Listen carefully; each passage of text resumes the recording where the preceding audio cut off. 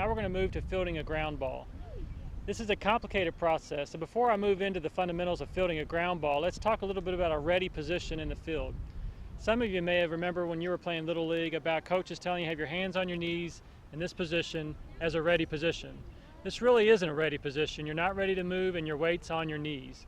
We recommend that you keep your weight of your body on the balls of your feet, kind of shift your weight back and forth, and have your glove out in front of you. So this is the ready position. Knees bent, bend a little bit at the waist, you're ready to move. Some coaches will even teach as the pitcher makes a pitch or as the batter gets ready to swing, take one small step up. This reinforces that behavior of moving towards the ball, not getting caught back on your heels in a defensive position. Now let's take a look at the fundamentals of actually fielding a ground ball. I'm going to do this as if I were a right-hander, because I am, and then I'll tell you about the differences if you're a left-hander. When the ball is coming towards a player, the first thing I want to do is line the ball up to where it's in the middle of their chest. So sliding their feet is very important. But first, start the kids with balls directed directly towards them so they don't have to worry about moving side to side. So the first thing that you'll do is just roll it to them rather than hitting with the bat. That way it'll be a lot more accurate.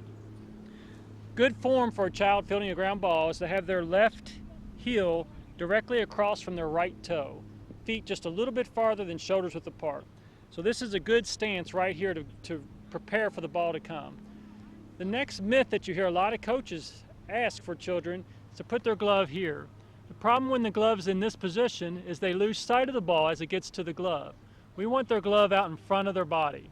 So a good bend at the knees, a good bend at the waist in this position. We don't just bend at the waist. We've got to really get low in a compact position with the knees bent. Little bend at the waist. Another important part is that your chest is at about a 45-degree angle. The purpose of that is if the ball were to come up and hit you in the chest, it's going to bounce back down in front of you. Many players will sit back on the ball, and if the ball bounces here, it's going to go out past them. When they're approaching the ball, glove is in the middle of the body. One of the most important things that they can do and that you can teach one of your players is to have their fingers on the ground. Your reactions will bring that glove up to catch a ball that hops.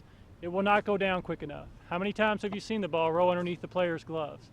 So again, teach the kids, approach the ball, left foot a little bit in front of the right foot for a right-hander, glove out in front, head up on the ball so they can, and their gloves out far enough so I can still see the ball getting into the glove as I'm fielding. Then a good transition is to have this hand here move right into that throwing position that John talked about earlier, where you're directing your front shoulder right to your target. All right, we talked a little bit about the proper way to field a ground ball. Now we're going to talk about some drills you can do to reinforce fielding. The first drill that we're going to show is the same drill that John used in the relay race for throwing, except this time you'll use ground balls. And we actually won't show that to you, but you'll just modify it by having the players roll ground balls up and down the line in a race against another team. The first player to roll ground balls up and down their line and back wins that little challenge. Another fielding drill that you can do with your kids is have them stand opposite each other about 15 to 20 feet. One person's going to be fielding ground balls and the other person's going to be like the first baseman. The first baseman rolls the ball to the other player, who simply picks it up, uses good form, and then throws the ball back to the player. The player who's throwing the ground balls will throw 15 to 20 ground balls to the one player, and then they'll rotate and switch. That gets the kids a lot of touches, a lot of ground balls in a quick period of time, a lot of good work on form. The last drill we're going to share with you on fielding is a drill actually on the infield.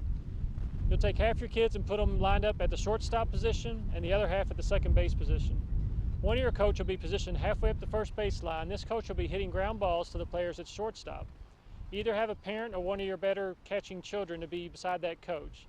The kids at shortstop one at a time will field the ball, make a good throw to the player who's next to the coach, and then the coach will hit to the next player in line and you'll rotate through that line.